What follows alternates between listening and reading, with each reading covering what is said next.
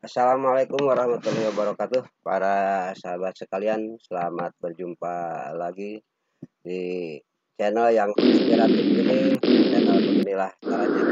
Bersama saya Kang Eme. Oleh karena itu, jangan lupa subscribe dan like-nya. Seperti biasa, channel ini lebih banyak menyampaikan video-video pembelajaran, perkuliahan, dan lain sebagainya. Dan pada kesempatan ini pun saya akan menyampaikan pembelajaran atau perkuliahan statistika dasar. Bagi para sahabat yang membutuhkan perkuliahan statistika dasar bisa mengikutinya. Sekali lagi jangan lupa subscribe-nya. Dan kita pada kesempatan ini akan memulai perkuliahan statistika dasar sejak awal. Kita sudah sering mendengar kata-kata statistik ya, dan statistika. Apakah itu dan dipakai untuk apa? Banyak yang bertanya, untuk apa kita belajar statistik dalam kehidupan sehari-hari. Oke, para sahabat, kita tahu pada masa ini salah satu statistik yang dapat kita lihat antara lain adalah tentang perkembangan COVID-19. Di sini saya ambil sebuah contoh umpamanya, saya ambil data dari gugus COVID-19 Provinsi Jawa Barat pada hari ini 1 Oktober 2020 akan nampak angka-angka seperti ini. Apakah ini artinya apa yang bisa kita dapatkan dari angka-angka seperti ini? Di sini terlihat umpamanya total terkonfirmasi untuk Jawa Barat itu adalah 22.205 kasus. Untuk Indonesia sudah mencapai 287.008 kasus. Di sini ada keterangan yang isolasi dalam perawatan, yang selesai isolasi, yang meninggal, dan seterusnya. Apakah ini semua? Inilah sebenarnya yang dikatakan dengan statistik. Atau inilah contoh statistik di mana sangat digunakan oleh penanganan COVID-19. Kita pun bisa melihat contoh lain, umpamanya, nah di sini ada Indonesia untuk kasus baru. Di sini ditampilkan dalam bentuk seperti ini, dapat kita lihat ya, bagaimana perkembangannya dari mulai awal September sampai akhir September kemarin. Jadi mencapai puncak pada minggu terakhir, minggu ke berapa? Ketiga, keempat. Para sahabat sekalian, ini sebenarnya contoh kecil atau salah satu contoh dari statistik ya. Jadi kalau mendengar statistik itu tidak ribet-ribet amat. Ini kehidupan sehari-hari ya, banyak menggunakan statistik. Oke lah, di contoh itu kita lihat dan kita lanjutkan. Kalau demikian, apakah itu statistik? Nah, ini pertanyaan yang sangat mendasar, artinya sebelum kita belajar lebih lanjut tentang statistik, maka kita harus paham dulu apa itu statistik.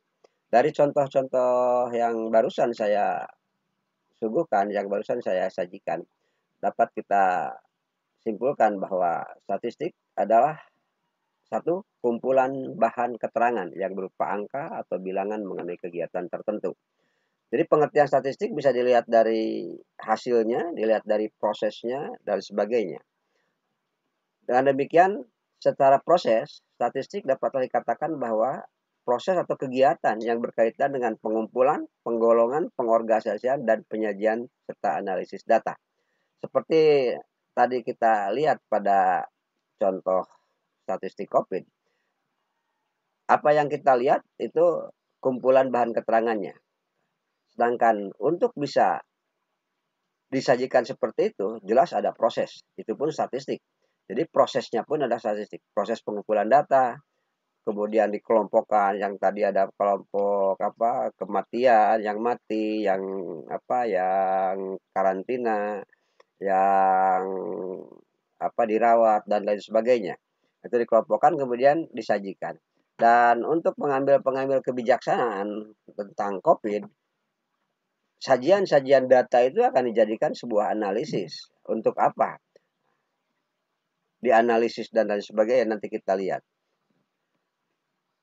Di samping itu sebagai sebuah metode juga. Metode yang meliputi kegiatan-kegiatan yang tadi. Sedangkan statistika, nah disinilah bedanya. Statistik dengan statistika. Kalau statistik itu ini, sedangkan statistika itu ilmunya. Jadi ilmu yang mempelajari ini semua itu disebut statistika. Jadi sekali lagi, statistik itu bisa berupa hasilnya, yakni keterangan berupa angka-angka atau bilangan mengenai kegiatan tertentu, sedangkan bisa melihat prosesnya dan juga metodenya. Jadi baik hasilnya, prosesnya, dan metodenya itu semua adalah statistik. Dan itu semua dipelajari pada suatu ilmu yang ilmunya itu disebut statistika. Nah, kemudian kalau demikian apa fungsi statistik itu? Salah satunya tadi sudah kita perlihatkan sebenarnya dalam contoh. Nah, sekarang kita lihat apa kalau begitu fungsi dan tujuan statistik. Pertama, statistik berfungsi dan bertujuan untuk menyajikan data dalam bentuk yang simpel, namun mampu memberikan informasi yang sebanyak-banyaknya dalam waktu yang relatif cepat. Pada contoh yang tadi kita lihat, data itu sebenarnya kompleks, tapi disajikan cukup simpel. Ketika kita akan melihat umpamanya berapa penambahan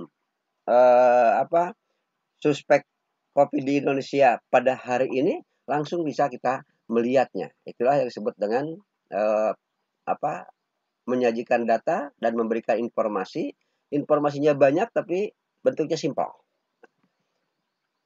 Kemudian fungsi yang lain adalah memperoleh gambaran tentang suatu gejala atau peristiwa. Barusan kita bisa melihat gambaran hanya dari garis grafik yang tadi. Dari sana baru ternyata Indonesia naik terus. Turun sebentar, naik lagi, turun sebentar, naik lagi. Jadi orang bisa melihat kan, waduh ini kapan selesainya, kapan landainya, itu bisa dilihat dari data statistik yang disajikan. Yang ketiga, mengikuti perkembangan dari suatu gejala atau peristiwa. Nah, yang grafik yang tadi itu, kita bisa mengikuti perkembangan tersebut. Kemudian melakukan pengujian mengenai hubungan dan perbandingan. Nah, ini biasanya dipakai dalam penelitian. Perbandingan antara dua gejala atau lebih ya, dalam sebuah penelitian. Yang kelima, untuk menguji hipotesis ya, dalam sebuah penelitian ilmiah, itu statistik sangat berperan penting dan sangat berguna. Menganalisis dan mengambil simpulan yang tepat berdasarkan data yang akurat. Pengambilan kebijakan yang bagus itu adalah berdasarkan data. Nah, data yang mana? Data yang sudah dianalisis, maka inilah statistik. Kemudian kalau demikian, statistik itu ada beberapa jenis. Ada beberapa jenis statistik. Kalau kita lihat dari sisi ruang lingkupnya, ada statistika teoritis. Maksud statistika teoritis itu adalah statistika yang membahas lebih mendalam tentang landasan-landasan filosofisnya, bagaimana rumus suatu perhitungan bisa terjadi, apa maknanya, teori apa yang menjadi landasan, itu dipelajari pada statistika teoritis. Kalau kita melihat perkuliahan, mestinya statistika teoritis itu atau biasanya hanya dipelajari pada jurusan-jurusan statistika atau jurusan matematika. Nah, yang kedua adalah statistik terapan. Artinya statistika terapan itu ilmu yang mempelajari bagaimana menggunakan prinsip-prinsip dan dasar-dasar statistika pada kebutuhan-kebutuhan tertentu. Contoh yang seperti tadi umpamanya, statistika diterapkan dalam kesehatan, statistika diterapkan dalam pendidikan. Nah, bagaimana statistika pendidikan itu dibuat? Nah, itu dalam ruang lingkup statistika terapan. Berdasarkan tujuan analisisnya, statistika dapat dibedakan statistika deskriptif dan statistika inferensial.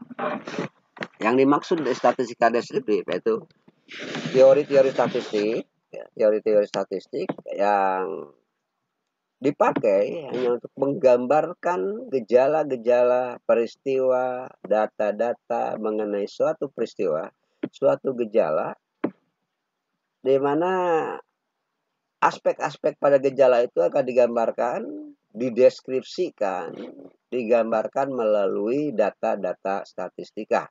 Dalam hal ini tidak untuk mengambil kesimpulan. Nah, seperti tadi, contoh pada statistika COVID Jawa Barat itu adalah statistika deskriptif.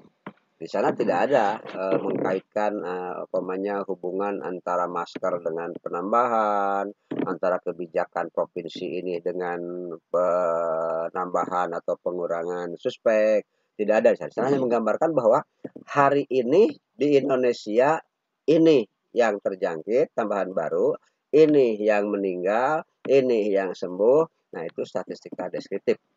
Sedangkan statistika inferensial itu statistika yang dipergunakan untuk menganalisis satu sampel, kemudian diambil simpulan secara general pada sebuah populasi.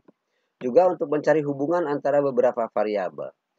Misalnya, ada sebuah penelitian, umpamanya satu daerah berapa persen masyarakat yang taat mengindahkan protokol kesehatan, baik pemakaian masker, jaga jarak, cuci tangan pakai sabun, dan lain sebagainya.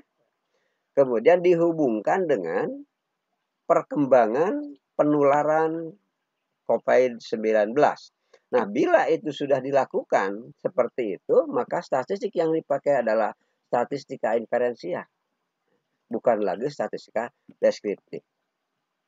Statistika inferensial itu pada saat kita menggunakan statistik itu, jika dilihat dari jenis data dan distribusi sampelnya, maka ada dua jenis statistik, yaitu statistika parametrik dan statistika non-parametrik. Mengenai ini akan kita pelajari lebih lanjut nanti pada analisis data. Pada statistika penelitian, kita akan membahas apa itu statistika parametrik dan apa itu statistika non-parametrik. Para sahabat sekalian, demikian video kali ini. Kita hanya membahas mengenai dasar-dasar apa itu statistik, apa tujuannya, apa fungsinya, macam-macamnya. Dan insya Allah pada video berikutnya nanti kita akan membahas tentang data. Karena data itu sendiri adalah merupakan satu pokok dalam statistika. Kan tetapi untuk tidak terlalu panjang, maka mengenai data akan dibahas pada video berikutnya. Oke, dengan demikian saya undur diri. Semoga bermanfaat. Terima kasih. Jangan lupa subscribe dan like-nya. Ya. Assalamualaikum warahmatullahi wabarakatuh.